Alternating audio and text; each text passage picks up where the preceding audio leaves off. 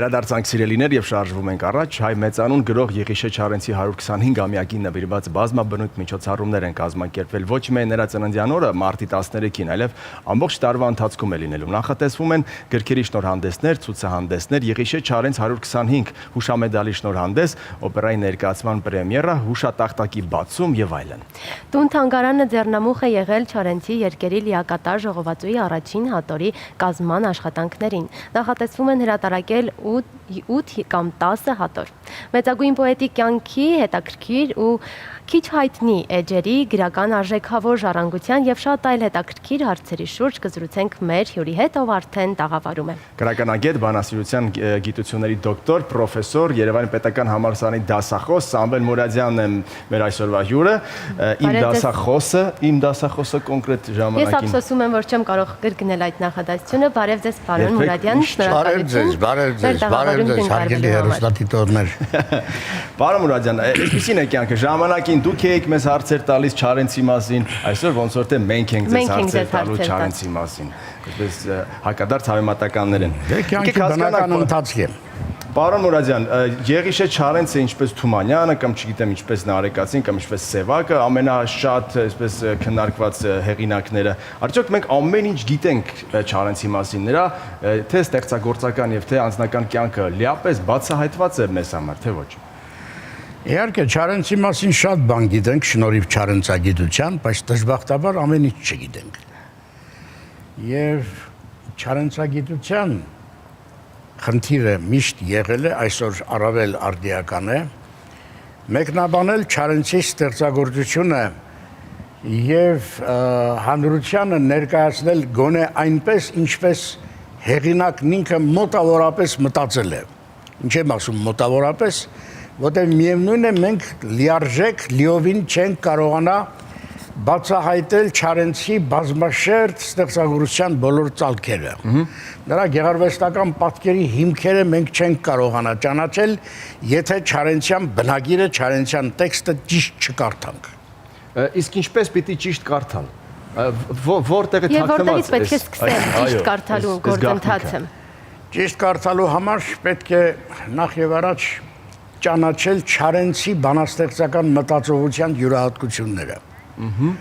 Այսինքն, ինչպես նա աշխարհ եկավ որպես բանաստեղծ, ինչպես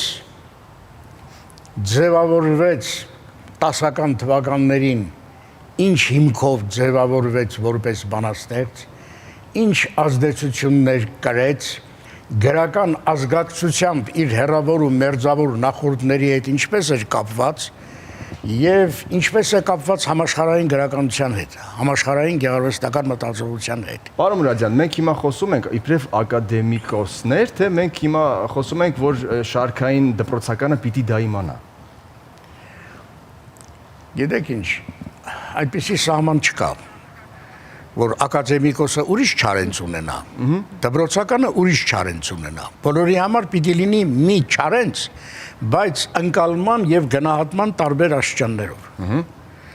Ասածը սրա մասին է։ Ճիշտ այնպես ինչպես մենք Տերյան կարդում ենք, շատ հաճախ չենք հասկանում, որտեղ Տերյանի սիմվոլիստական պատկերները հասկանալու համար պետք է իմանալ սիմվոլիզմի տեսություն։ Առավել եւս Չարենցին է։ Չարենցի 10-ական ստեղծագործությունները կարդալիս, մինչև մենք չըմբռնենք նրա այդ շրջանի, այդ տասնամյակի պատկերային մտածողության համակարգը, մինչև չհասկանանք սիմվոլիզմի եւ Չարենցի կապերը, առնչությունները, այն էլ բազմազան, բազմաշերտ, չենք հասկանա։ Ես օրինակ ասենք, դուք Փառք Աստծո մտավոր աշխարհի մարդ եք եւ ժամանակին Երևանի պետական համալսարանը կավարտել, ինչպես դուք հաստատեցիք, կարող եք ասել, ինչ է նշանակում, դեպի երկինք պիտի գնամ, դեպի եզերքը ամենտի, իմ բարձր հին ու աստղային երազների ճանապարհով։ Ինչ է ամենտի եզերքը, ինչու բարձր հին աստղային երազների ճանապարհով պիտի գնա երկինք։ Գիտեք, սրանք դպրոցականները սովորում են անգիր։ Բայց չեն ընկալում շատ լավ։ Չեն, հա, անգիր սովորում են, այս բանաստեղծությունը տաղ անձնական բանաստեղծության մասին է խոսքը։ այս պատկերը տողը այդ բանաստեղծությունից է։ Իսկ այդ բանաստեղծությունը մեր ժողովրդի մի զգալի մաս, գուցե բացարձակ չարենցասեր, չարենցագետ չասեմ, չարենցասեր հանրությունը անգիր գիտի այս բանաստեղծությունը։ Բայց տեսնես հասկանալով գիտի, թե չի ընկալում, թե ինչ է ասում Չարենցը։ Պարոն Մուրադյան, քանի որ դուք շփվում եք նաև ուսանողների հետ, ովքեր անցել են արդեն դպրոցական տարիները, երբ որ գալիս են համալսարան, ինչքանով են իրենք ճանաչում Չարենցին եւ հասկանում նրա ստեղծագործությունները։ Դե դպրոցականները, որ ուսանող են դառնում, Չարենց գիտեն դպրոցականի մակարդակով։ Ինչպես այդ իմ ասած աստիճանավորումներից մեկն է։ Դպրոցական աստիճանի հասկացողության Չարենց, ավելի բարձր Չարենց։ Ես այս առիթով ներողություն եմ խնդրում ձեր հարցին լիարժեք պատասխանելու համար, ես պիտի հիշեմ մի բան։ Տերյանը ժամանակին արտահայտվել է Իսահակյանի մասին եւ ասել հետեւյալը. ասել է իմ եւ ընթերցողի միջև 1000 միջնորդ կա։ Այսինքն այդ միջնորդը ո՞րն է։ Միջնորդը գեղարվեստական մտածողության յուրահատկությունների իմացության մասին է խոսքը։ Ասենք ընթերցողը Իսահակյանին ավելի ճիշտ է ըմբռնում, շուտ է ըմբռնում, քան Տերյանին։ Ինչու՞, որովհետև Իսահակյանը անմիջական հաղորդակցություն ունի ընթերցողի հետ։ Տերյանի հաղորդակցությունը ընթերցողի հետ անմիջաբար չէ։ Այսինքն մինչև սիմվոլիզմի տեսություն չիմանա, տերյանական պատկերներն էլ չի հասկանա։ Ես օրինակ բերեմ դարձյալ այդ թեմայով, հա։ Առաջին ժողովածուն Տերյանի կոչվում էր մթնշաղի անուրջները։ Երկրորդը կոչվում էր գիշեր եւ հուշեր։ Երրորդը կոչվում էր ոսկի հեքիաթ։ Սրանք ինչ առնչություն ունեն սիմվոլիզմի հետ։ Եթե մենք չմտածենք, որ սրանք սիմվոլիզմի հիմնահարցերն են, Տերյանին չենք հասկանա։ Հեշտ չէ նաև Չարենցին հասկանալը։ Իման ճիշտ այդպես էլ մենք Չարենցին չենք հասկանա, թե ինչու ստեղծեց իր բանաստեղծական շարքերը Տերյանին նմանողությամբ։ Տերյանի նման։ Այո, որովհետև արևելհայ իրականության մեջ շարքային մտածողություն ունեցող առաջին բանաստեղծը Տերյանն է, որ ստեղծել է բանաստեղծական շարք։ Իսկ շարքը գեղարվեստական ավելի մեծ ու բարդ միավոր է։ Բանաստեղծությունը ինքնին այդ շարքի մի բաղադրիչ կարող է լինել, բայց բանաստեղծությունները միավորվելով շարք են կազմում։ Այսինքն գեղարվեստական մի միավորը ուրիշ միավորների միանալով ստեղծում է ավելի բարդ, ավելի համապարփակ մեծ միավոր, չէ՞։ Հիմա շարքի մեջ բանաստեղծությունները կապված են թեմատիկ գաղափարական հիմքով, կապված են տրամադրությունների զարգացման բնական ընթացքով, կապված են խոհերի զգացմունքների շարժի տեսքով։ Մթնշաղի անուրջները, որ նայեք, այդ տխրություն բանաստեղծությունից սկսած մինչև վերջ 77 բանաստեղծություն է, չէ՞։ 77 բանաստեղծությունների մեջ Գարնան մասին երկու բանաստեղծություն կա։ Աշունը կա, Գարունը կա, բայց սրանք պարզապես մարդկային տրամադրություններ արտահայտելու միջոց են Տերյանի համակարգում։ Այդ մթնշաղի անուրջները, այսինքն մթնշաղին ծնված երազանքները պիտի գիշերվա միջով անցնեն ոսկի հեքիաթ, իսկ ոսկի հեքիաթը սիմվոլիստ բանաստեղծների երազած այն կողմնային տրանսցենդենտալ աշխարհն է, որտեղ ապրում են նրանց երազները։ Նրանց խորհրդանշանները այս երկրում են, բայց իրական հիմքերը նրանց պատկերացրած մյուս աշխարհում են։ Ճիշտ այդպես, ինչպես Չարենցի դեպի երկինք պիտի գնամ, դեպի եզերքը ամենտի։ Հիմա ուրիշ մի կարևոր բան։ Մենք շատ հաճախ 10-ական թվականների Չարենցի սիմվոլիստական շրջանի ստեղծագործության մեջ ճիշտ չենք ընկալում նրա ստեղծած պատկերները։ Չէ՞ որ Չարենցը սկզբից եւ այդ նպատակ էր դրել ստեղծել Հայաստան աշխարհի երկիր նայրի կերպար։ Այո։ Չէ՞։ Հիմա այդ կերպարը ստեղծելու համար նա պիտի հենվեր իր մերձավոր նախորդների վրա։ Այդ մերձավոր նախորդներից մեկը Տերյանն էր, որ բերել էր երկիր նայրի գաղափարախոսությունը։ Այո։ Մեկը Թումանյանն էր, որ ստեղծել էր հայ ժողովրդի պատմական բախտի փիլիսոփայության գեղարվեստական հզորագույն պատկերը։ Մեկը Սիամանթոն էր, որը ստեղծել էր հայոց ողբերգական իրականության մռայլ պատկերների շարքերը։ Մեկն էլ Մեծարենցն էր, որ ստեղծել էր հայրենի բնության անկրկնելի պատկերներ։ Այս 4 բանաստեղծների հիմքով է ձևավորվել Չարենցը։ Իսկ Իսահակյանը չկար այդտեղ, պարոն Մուրադյան։ Կա, Նրա մեծությամբ։ կա Իսահակյանը կա, որտեվ Իսահակյան Չարենց հարաբերությունը շատ բարդ է, դժվար ընկալելի եւ դժվար մեկնելի։ Ես ուսումնասիրություն եմ գրել Իսահակյան Չարենց գրական բարեկամությունը խորագրով տպագրվել է դա։ Ժամանակին մարդիկ ընդվզեցին, թե տրամաբանական է, բայց համոզիչ չէ։ Եթե տրամաբանական է, ինչու համոզիչ չէ։ Կարող եք ասել անտրամաբանական է։ Այդ ժամանակ ես կհասկանայի, որ համոզիչ չէ։ Եվ ինչպես էր այնտեղ ներկայացված նրա։ Եվ այսպես ասենք, Չարենց Իսահակյան հարաբերությունը ես կներեն ինձ եւ մեր սիրելի գործընկերները այս պահի եւ բոլոր հեռուստադիտողները, եթե ես ասեմ որոշ բաներ, որոնք ընդունված էլ չեն առհասարակ։ Ինտրիգ եք պարոն։ Չէ, օրինակ ասենք, տեսեք, Չարենցի արտասահմանյան ուղևորությունը։ Մենք գիտենք, թե այդ ուղևորությունը ինչու նախաձեռնեց այն ժամանակների Հայաստանի խորհրդային կառավարությունը։ Չգիտենք։ Տեսեք, եթե Չարենցը գնում է արտասահման որոշակի ծրագրով եւ նպատակով, ինչ եք կարծում, խորհրդային երկրից 9 ամսով ում թույլ կտային գնալ արտասահման։ Երևի թե միայն ծանոթով ինչ-որ։ Չէ, ծանոթ այն ժամանակ ծանոթների դեռ չկային։ Որևէ կամ էլ ինչ-որ ներքին գործերի գործակալին օրինակալով։ Չէ։ Հեղինակա Չարենցը ոչ գործակալ էր, ոչ էլ չգիտեմ ինչ էր, Չարենցը պարզապես մեծ հեղինակություն էր։ Մեծ հեղինակություն էր Չարենցը, որին գործողում էին անպայման հանդիպում ունենալ Ավետիք Իսահակյանի հետ։ Նայեք ուշադիր, Ավետիք Իսահակյանի հետ, Ավետիս Ահարոնյանի հետ եւ անպայման Վահան Նավասարդյանի հետ։ Ինչու Երևանում Վահան Նավասարդյանի մայրը գիտեր, որ Չարենցը պիտի գնա արտասահման եւ անպայման հանդիպի իր տղային, որ նրան նամակ տար, թե խնդրում եմ հանձնես Վահանին։ Մտածում ենք այս մասին, թե չէ։ Այդ Չարենցի արտասահմանյան ուղևորության մասին Չարենցագիտությունը շատ է գրել, բայց օրինակ այս տեսանկյունով, որ Չարենցը անպայման պիտի հանդիպի դաշնակցական 3 գործիչների։ Մեկը Վահան Նավասարդյան, մեկը Ավետիք Իսահակյան, մեկն էլ Ավետիս Ահարոնյան։ Եվ ինչու, պարոն Մուրադյան, բացահայտված է այդ գաղտնիքը։ Այո։ Եվ դե ասեք։ Գաղտնիքը պարզ է։ Այն ժամանակներում խորհրդային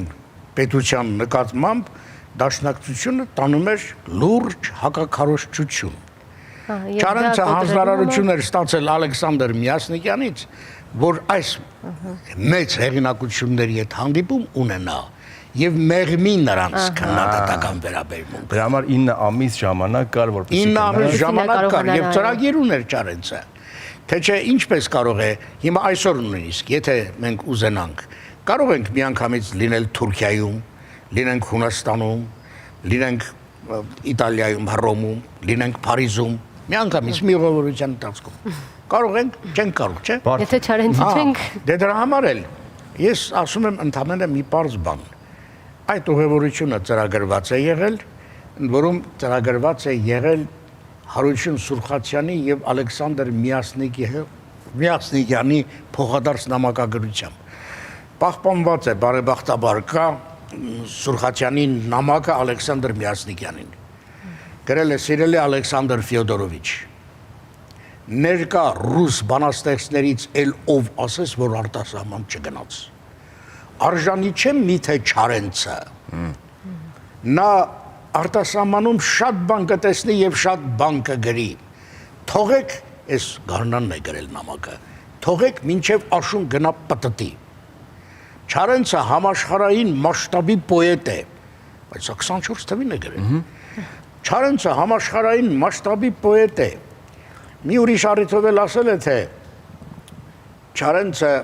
մի թերություն ունի, հաճախ ընկնում է իրենից շատ ավելի թույլ ռուս բանաստեղծների ազդեցության տակ, օրինակ Մայակովսկու։ Գիտեք, արտահայտություններ են սրանք, որ չեն վերլուծվել, չեն արժևորվել, չեն գնահատվել։ Եվ վերջապես Չարենցը մեզ համար հզոր անհատականություն է մեր մտքի գագաթներից, փառքերից մեկը, այն որ ինքը ասում է, չէ, նարեկացու քուչակի պես լուսապսակ ճակատ չկա, ինքն էլ է այդ շարքում։ Ինքն էլ այդ գագաթներից, այդ ճակատներից մեկն է, լուսապսակ ճակատներից մեկն է։ Մի հզոր անհատականություն, որ իրավունք կարող էր վերապահել իրեն գրելու սեփական մեծության հստակ գիտակցությամբ, գրեր թե ինչ ունեցել է ժողովուրդը քո, հնում, անցյալում, լուսավոր ու վեր, ինչ ունի այսօր, ինչ ծնոյինչ խոր ծնորք ողջը հավաքելու քեզ է տվել է, որ դու այդ ամենը այս օրերին խառնած խոր հավատքով լի, պարզես գալիքի ծնորքին անհաս և ընդմիշտ մնաս մեծ ու սիրելի։ Այսպիսի ինքնագնահատական Այդ ինքնագնահատական բառը շատ ճիշտ ասացիք, պարոն Մուրադյան, եթե Չարենցը ինքը իր տեղը գիտեր, ինքը իր քաշը, իր ծանրությունը գիտեր, արդյոք գիտեին ուրիշները, նա գնահատված էր ժամանակին, թե քննադատներ եւ քարկոծողներ եւս կային։ Չնայած որ հալածված էր, բայց հասկացող մարդկանց կողմից։ Հարցը կներեք, ես չսպասեցի ձեր հարցն ավարտվեր, բայց հասկանալի է, էլի հարցը։ Դրա համար մենք անհամբեր ենք պատասխանը նշելու համար։ Սկսեցի պատասխանել։ Բնականաբար մեծ տաղանդի հանճարի շուրջ հավաքվում են գրական միջակություններ, Թումանյանի ասած ոչ գրական ոչնչություններ, որոնք ստեղծում են մթնոլորտ, ստեղծում են միջավայր։ Չարենցն էլ այդպես ուներ իր միջավայրը, իր ժամանակակիցները, որոնք այդպես էլ մնացին իրենց ժամանակին կից։ Պարուսևակի հայտնի խոսքն է, չէ, ասում է, ժամանակակից չի նշանակում դինել ժամանակին կից։ Հիմա այդպես էլ Չարենցը ուներ ժամանակին կից գրական ընկերներ, որոնք դարձան հակառակորդներ, թշնամիներ, Չարենցի շուրջ ստեղծեցին անհանդուրժողականության շատ վտանգավոր մթնոլորտ, ես օրինակ փաստ եթե բերեմ, Նորար Դաբաղյան անունով մի մտավորական է եղել ժամանակին, Չարենցի ժամանակակից, եւ նույնիսկ այդ մարդը Երևանի պետական համալսարանի ռեկտոր է եղել։ Եթե 1925 թվականին այդ նույն Նորար Դաբաղյանը գրի թե Հարություն Սուրխացյանը կոմունիստական դրոշակի կարմիր կտորով փաթաթում եւ որպես գրական կոնտրաբանդա է անցկացնում Չարենցի նացիոնալիստական հակահեղափոխական գրվածքը ես իմանուշ Հայաստանին։ Հիմա ես ձեզ հարց տամ։ Այ քեզ քննադատություն։ Հերոստատիտողին հարցն է, ասեմ, ինչն է հակահեղափոխական, ինչ է նացիոնալիստական, ես իմանուշ Հայաստանի բանաստեղծության մեջ։ Չեք կարող պատասխանել, չէ՞, ոչ դուք ոչ էլ հերոստատիտող։ Չկա, որովհետև չկա, որովհետև եթե մենք նայենք, ասենք, Մարտիրոս Սարյանի գնահատականը, Ավետիք Իսահակյանի գնահատականը, եթե հիշենք, թե աշխարհի որևէ լեզվով չի գրվել հայրենիքի մասին այսպիսի ոգեշունչ բանաստեղծություն, եւ սա հասկանալի, մեզ համար հասկանալի է։ Հիմա տեսնում եք, որ Չարենցի հասկացողության տարբեր աստիճաններ կան իսկապես։ Պարոն Մուրադյան, հակառակ կողմն էլ կա, էլի ժամանակակիցների ասելով։ Պարոն Մուրադյան, մենք դեռ պիտի բացահայտենք Չարենցին եւ նաեւ շատ հետաքրքիր է նրա բանտային տարիները, թե ինչ խռովություններ կային եւ նաեւ անձնական կյանքը սիրային, ինչ որ սիրավեպերը եւ այլն։ Բայց այս ամենը պիտի մենք շարունակենք գովազդից։ Մի քանի րոպե ընդհանրապես կիսատ չմնա։ Քիչ հետո կվերադառնանք։ Սպասեք մեզ։ Շատ լավ։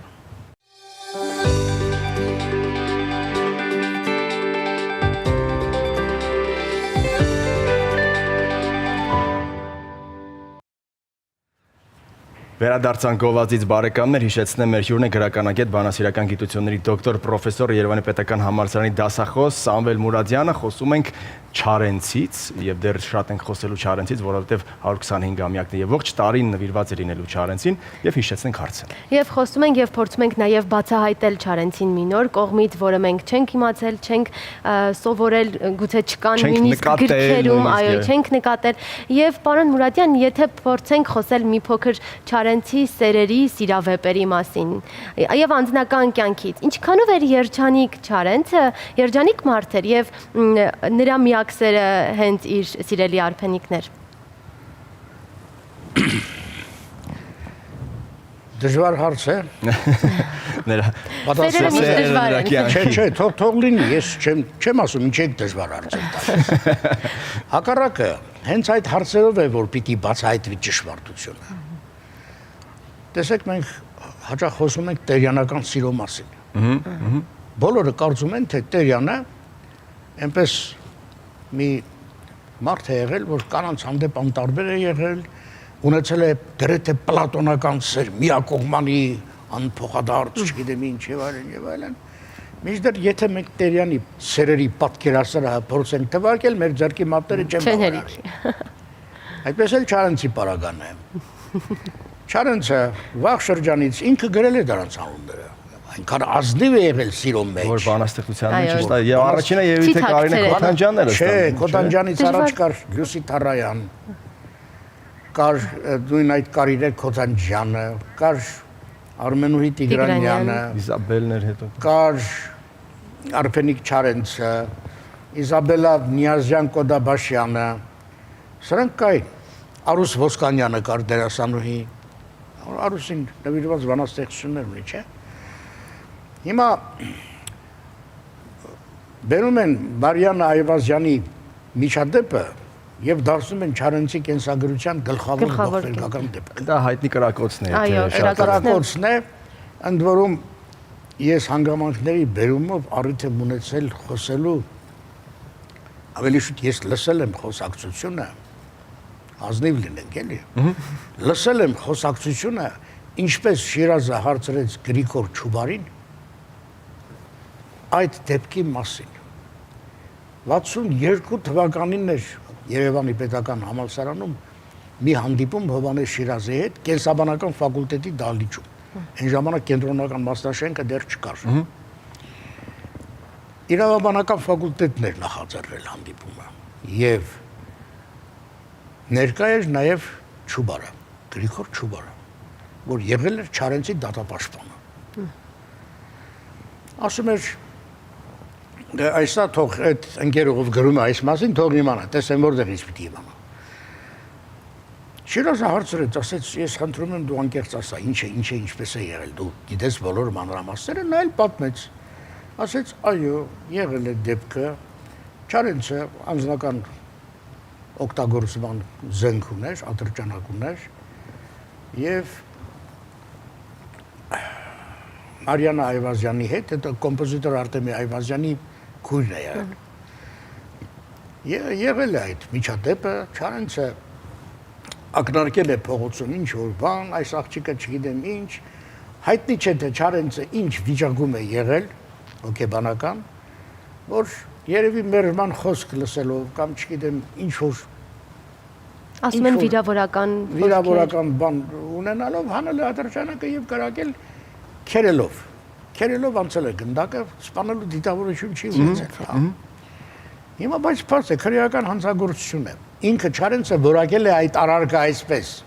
սոսկալի մի հանցանքի համար ես հայտնվեցի Երևանի ուղիչ տանը։ Ինքը իր հանցանքը որակել է։ Հասկացել եմ, 10 տարի այդ մի հանցանքի համար, քերծվածքի համար։ Սոսկալի հանցանքի համար։ Հիմա դատապաշտպանն ասում է, ես գիտեի, որ հանցագործը իմ սիրելի բանաստեղծ Եղիշե Չարենցն է, բայց ես նրան ինչպես պիտի օգնեմ, երբ որ կան օրենքներ, որոնք անշրջանցելի են։ Հիմա որոշեցինք խնդիրը լուծել նրբացուցիչ դեպք անցանացի սկզբունքով։ Հետաքրքիր է։ Չուբարը ասում է, թե ասի Եղիշ, մի միջոց կա քո պատիժը մեղմացնելու։ դու պիտի դատարանում խոստովանես, որ սաստիկ սիրահարված ես եղել Մարինե Այվազյանին։ Տեսել ես ուրիշ տղամարդու հետ, Խանդի հողի վրա։ խանդը կայծակել է գիտակցությանդ մեջ, չես կարողացել ինքնատիրապետել եւ կատարել ես այդ արարքը։ Ուզում եմ ինձ խոստացավ, ասաց կասեմ։ Հիմա եկա կասվե դատական նիստի ժամանակ ես արդարացնում եմ Չարենցին, հիմնավորում եմ այդ խանդի պատմությունը, սիրո եւ խանդի պատմությունը։ Հիմա ասում է Եղիշի, այդպես չէ Եղիշե։ Շուռ եկավ ասում է ասաց. Ոչ։ Ես սիրահարվեի այս ձիու մռութին։ Դե հիմա նայեք, Չարենցի երկերում կգտնեք ձիու մռութ վերնագրով բանաստեղծություն։ Եվ չեք հասկանա, թե այս ձիու մռութն Որտեղից է գալիս։ Որտեղից է գալիս։ Ինքը Չարենցը գրել է բանաստեղծության մեջ, ես ամբողջ չեմ հիշի իհարկե։ Շատ բան գիտեմ Չարենցից, բայց այդ մեկը ամբողջությամբ չեմ հիշում։ Ասում է, ինչպես քեզ խափեց մի օր մի ձիու մռութ։ Խափեց քեզ մի ձիու մռութ։ Հիմա եթե սա մենք համարում ենք շատ լուրջ բան, ուրեմն Չարենցին պիտի համարենք հանցագործ, խելագար, ցնդած, գինեմոլ, ինչպես ինքը հիշել է, թե իրեն ինչպես են որակում։ Ասին չէ, երբ ասում է սրտիս ցավից հուսահատ ես մեթաս օղի խմեցի, Չարենցը ցնդած, գինեմոլ, հարբեցող հիմար է ասին։ Չէ՞։ Սակայն երբ խալխի անսիրտ կեֆերին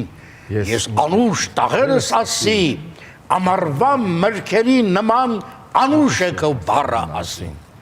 Այսպես հիշեք տաղարանը։ Հիմա Թիֆլիսում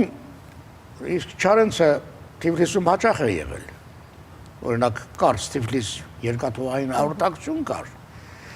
Ինքը հաճախ էր Կարսից գնացքով գնում Թիֆլիս։ Օրինակ հենց 12 թվականին Միսակ Էփրիգյանի տպարանում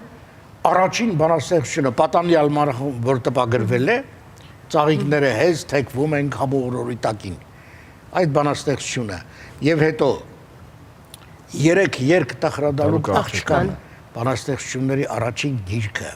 Իդեպ քիչ առաջ մենք շարքերի մասին էինք խոսում, տեսեք որ Չարենցն ինքն էլ է շարքեր ստեղծել Տերյանի նման ուղղությամբ, Տերյանի օրինակով։ 3 երկ տխրադալուկ աղջկան։ Տեսիլա ժամեր։ Այդ տեսեք վերնագիրը տեսիլա ժամեր։ Տեսիլ, մենք գիտենք, պատրանքն է, չէ՞։ Պատրանքային ժամեր, այսինքն ժամեր, որոնց մեջ ինքը տեսնում է չեղած բաներ։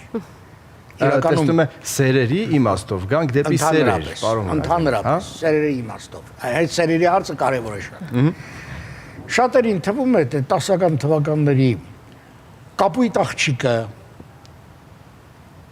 կապույտ քույրը, իրիկնային քույրը, աստղային քույրը, բրոնզե հարսը, սրանք Չարենցի սերերն են։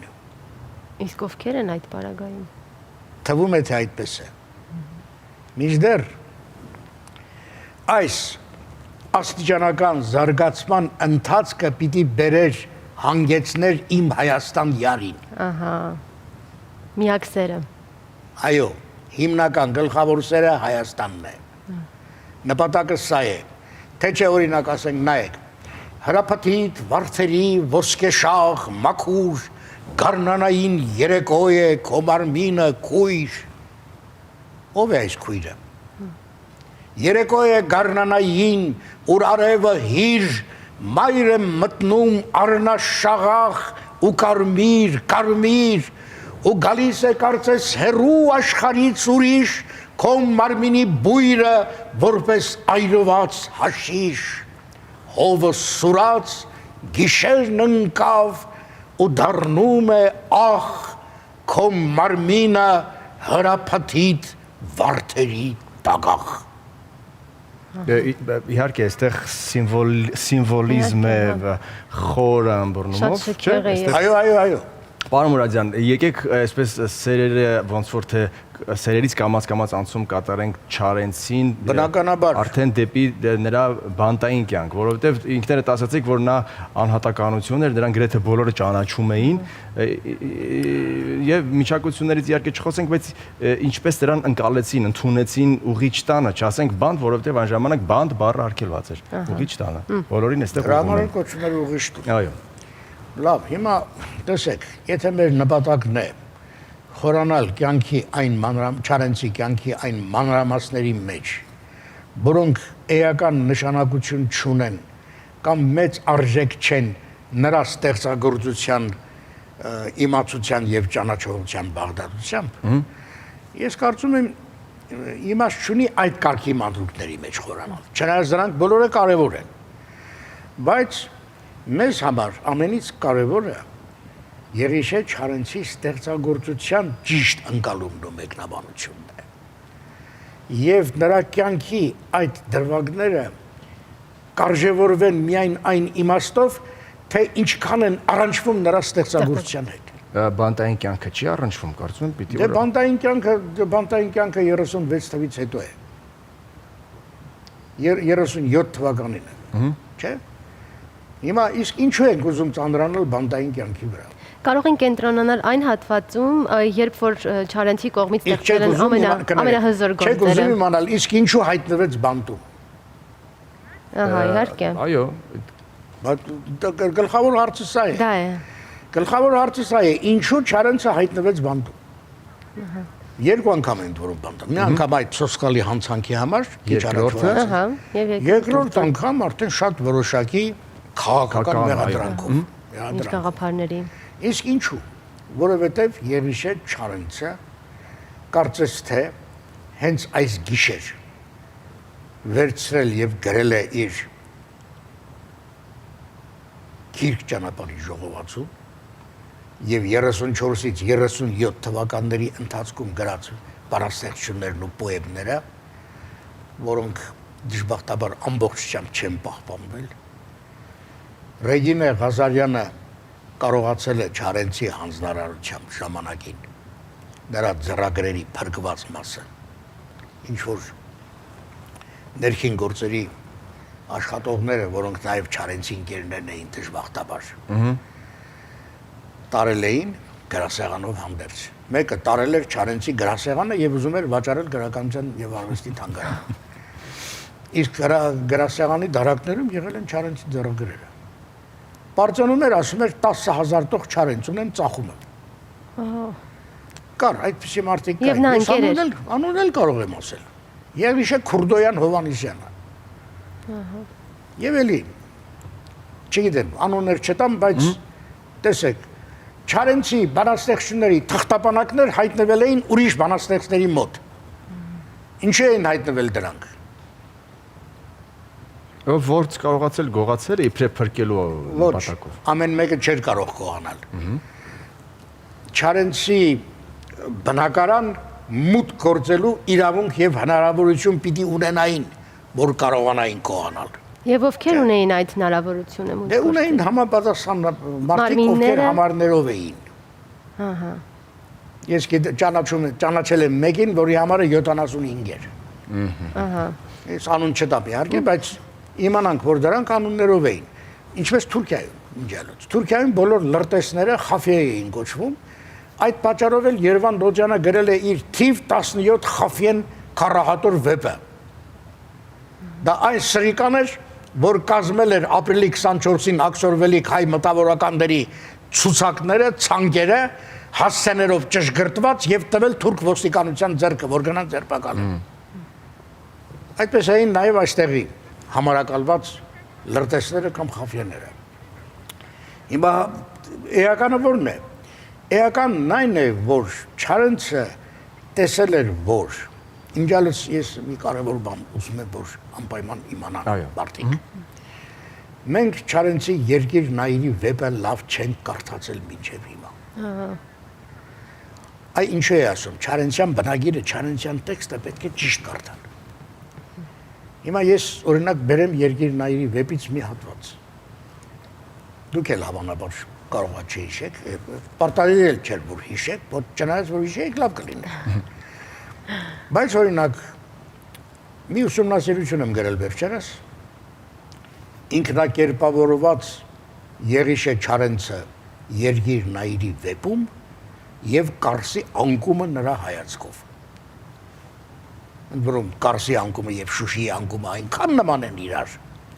որ ես ստիպված եղա այս ուսումնասիրությունը տպագրելիս 17 թվին եմ գրել, հիմա 22 թիվն է, 5 տարի առաջ եմ գրել, չէ՞։ Ստիպված եղա գրել հարգելի ընթերցող, երբ մենք գրում էինք սույն ուսումնասիրությունը, դեռևս Շուշին ընկած չէր։ Ընկած չէր։ Այսինքն չկարծեք, թե ես Շուշիի անկումից հետո եմ գրել։ Ես գրել եմ Շուշին մերն էր դեռ եւ Կարսի անկումն էլ ուզում էի ներկայացնել Չարենցի հայացքով։ Եվ ասեմ, մի գաղտնիք, Չարենցը նախապես մեզ ներկայացվել է որպես Լենինի եւ հեղափոխության երգիչ։ Ժամանակին դա անհրաժեշտ էր Չարենցի բանաստեղծական եւ մարդկային իրավունքները վերականգնելու համար։ Այո։ 50-ական թվականներին, 54 թվին, 55-ին այդպես պետք էր։ Որ արգելված չլինի։ Եվ երկար ժամանակ Չարենցին նորից գրականություն վերադարձնելու ճանապարհը, ճիշտ ճանապարհը սա էր խորհրդային իրականության մեջ։ Ուրիշ ճանապարհ չկար։ Եվ Երգիր Նայիրի այդ արտասահմանյան շրջագայությունը, որ խոսեցինք քիչ առաջ, տեսեք ինչ է։ 26 թվականին Չարենցը վերադարձել է եւ նամակներ է գրել։ Մի նամակ գրել է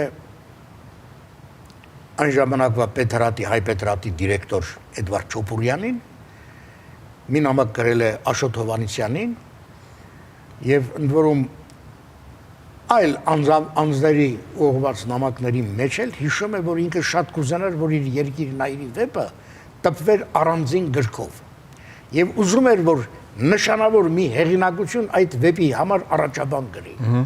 Այդպիսի առաջարկ Չարենցն արել է Ալեքսանդր Միասնիկյանին, որը ինչ հանգամանքների պատճառով չի գրել։ Առաջարկել է Աշոտ Հովհաննիսյանին, տեսել է, որ Միասնիկյանից ցույց չկա 25 թվականին, 25 թվականին Միասնիկյանը զոհվեց, չէ՞։ Ավիակատաստրոֆայի ավիակատաստրոֆայի ենթարկվեց Թիֆլիսում գերմանական Յունկերս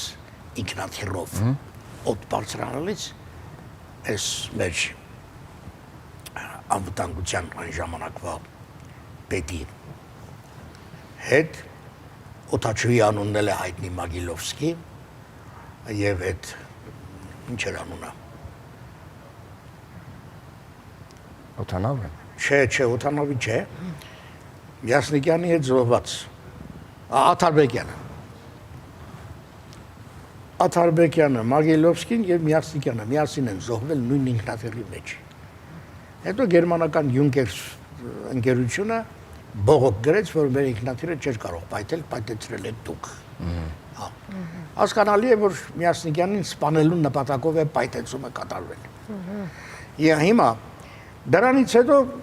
Չարենցը այդ նամակները ես ինչու եմ հիշում։ Ես հիշեմ գոնե միայն Աշոտ Հովհաննիսյանն ուղղված նամակը, որ ամեն մարդ էլ կարող է կարդալ, Երգերի 6-րդ հատորում կա։ Գրել է ընկեր Հովհաննիսյանը։ Արտասահմանյան շրջագայությունից հետո ես ապրել եմ աշխարհայացքային մեծ վերափոխություն։ Այսինքն մինչև ուղևորություն գնալը ուրիշ աշխարհայացք է ունեցել։ Հիմա ապրել է աշխարհայացքային մեծ վերափոխություն։ Եվ այդ լույսի տակ այդ տրամադրությամբ ուզում են հիմնավորապես վերամշակել իմ Երգիր Նայիրի պոեմանման վեպը, որ տպվել է նոր հանդեսի տարբեր համարներում։ Ուզում եմ ավելի ուռուցիկ դարձնել բոլշևիկների արածները։ Ուռուցիկ դարձնել ինչ է նշանակում։ Եթե սա հարթ սեղան է, այստեղ հարթության վրա ոչինչ չի երևում, բայց ուռուցիկ ցանկացած օրինակ այս բաժակը եւ ավսենք Երևան, չէ՞։ Ուզում եմ տեսանելի դարձնել, բառացի ասում եմ։ Այդ Չոփորյանի նոված նամակում ավելի խիստ է գրել իհարկե։ Հիմա Ստիպված են եղել ասել, որ Չարենցը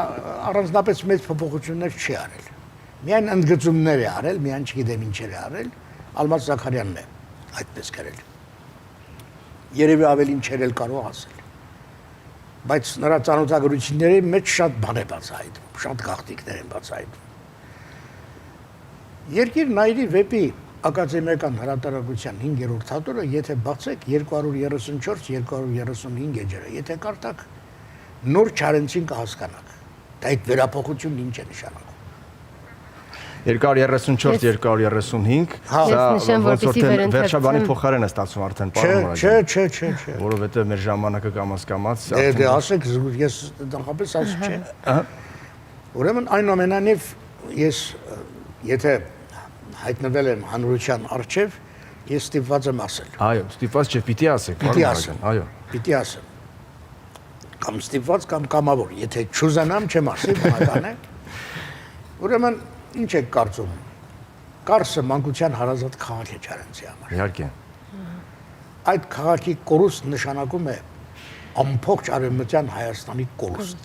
թեև կարծը արևմտյան Հայաստան չէր, արևելյան Հայաստանը։ Բայց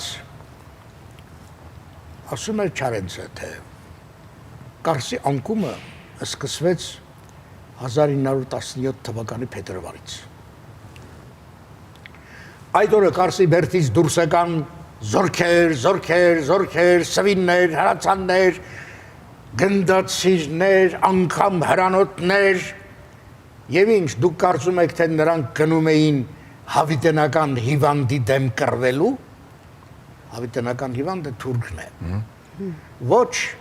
նրանք գնում էին սեփական իշխանությունները տապալելու։ Ավելի վատացավ Կարսի վիճակը, երբ այնտեղ հայտնվեց Կարո Դարայանը։ Իսկ ով էր Կարո Դարայանը։ Սա հարց եմ տալիս մեզ համար, հա։ Մենք գիտեինք, թե ով է Կարո Դարայանը։ Դուք գիտեք օրինակ ով է Կարո Դարայանը։ Կարո Դարայանը բոլշևիկի կերպար է։ Երկիր նայրի վեպում կերտված։ Ուրեմն Կարո Դարայանը,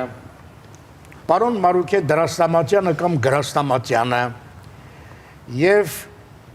վокзալի, այսինքն Կարսի կայարանի մերձակայքի բաշի բոզուկների հետ գաղափարական աշխատանք տանող Օրիորդ Սաթոն, որի օրիորդ լինելուն, ասում է Չարենցը, խիստ կասկածում էր ընկեր Վարոդյանը։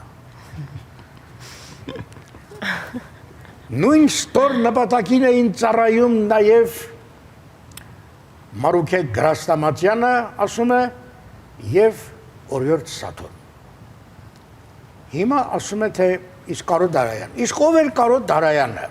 այդ բոլշևիկ կոչվածը։ Մոսկվաներում փչացած մի հաստագլուխ էշ։ Ես բառաց եմ ասում։ Դիտմամբ էջերն էլ ձեզ ասեցի, հերոստադիտողին ասացի, որ բացանեն կարտան, տեսնեն, որ ես ճիշտ եմ ասում։ Չեմ օրինում։ Ցիտում եք պարզապես։ Այո, ցիտում եմ։ Մի հաստագլուխ էշ, որին գործուղեցին Բաքու, որ թուրք նավթագործների ապստամբություն կազմակերպի նայրյան նավթային ընկերությունների դեմ։ Հիմա ուշադրություն դարձրել եք սրա վրա։ Սրանից հետո ասում է, չբավարարվելով նրան գործողեցին Կարս, որ ազգաբնակչության մեջ խուճապ առաջացնի եւ հավիտենական հիվանդի դեմ կռվող մեր մարտիկների մեջ դասալ լկություն կարոզի։ Իսկ ով էր նրանց գլխավոր ղեկավարը, այսինքն բոլշևիկների գլխավոր ղեկավարը ով էր, կամ ինչպես Հաջի Մանուկով Օնիկ Էֆենդին պիտի ասեր, վերին գլուխը, Աշակերտների մեջ բերում է իբր թե Հաջի Մանուկով Օնիկ Էֆենդինի ասում։ Մի արյունարբու սկյուտ, մի ռսացած մոնղոլ, որ Եվրոպայից պլոմբած վագոնով եկել էր Ռուսաստան, ներսերում չինական զորքերի օգնությամբ խլել էր իշխանությունը եւ հանձնել գերմանացիներին, որպեսզի այդպիսով իրականացնի արյունարբու Վիլհելմ Կայզերին տված իր խոստումները։ Եվ ով էր այդ մարդը։ Շագերտները փակ վերջակետ շարունակում է թե ահա թե ով էր նրանց գլխավոր ղեկավարը։ Ով էր կոմունիստների գլխավոր ղեկավարը։ Լենինը։ Լենինը։ Դե հիմա տեսեք, որ այս սրանից կարելի է եզրակացնել, որ Լենինին նվիրված Չարենցյան պոեմները, բալլադները, բանաստեղծությունները բոլորը գրված են եղել ինքնապաշտպանության համար։ Այո։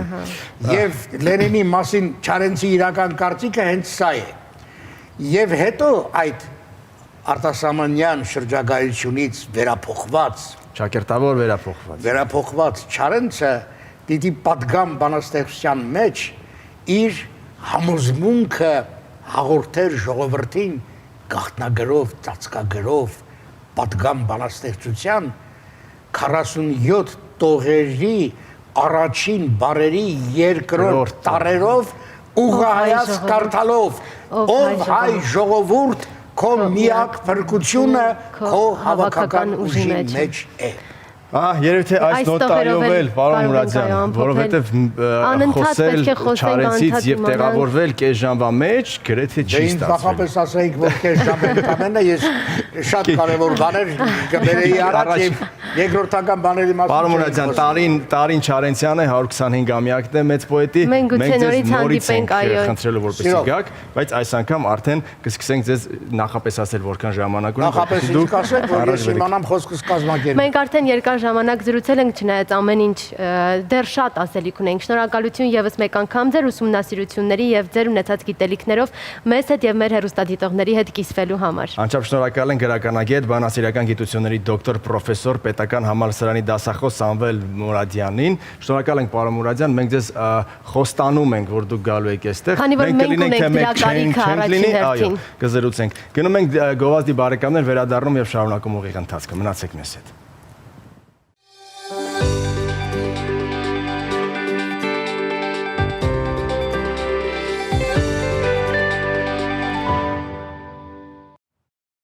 Շարունակությունը դիտեք Շանթ Digital TV հավելվածով ցանկացած ժամանակ ձեզ հարմար տեղում։ Իդեպ տեսադարան բաժնում կգտնեք Շանթի բոլոր ռեյթինգային հաղորդումները, սերիալները, մուլտերը եւ ֆիլմերը։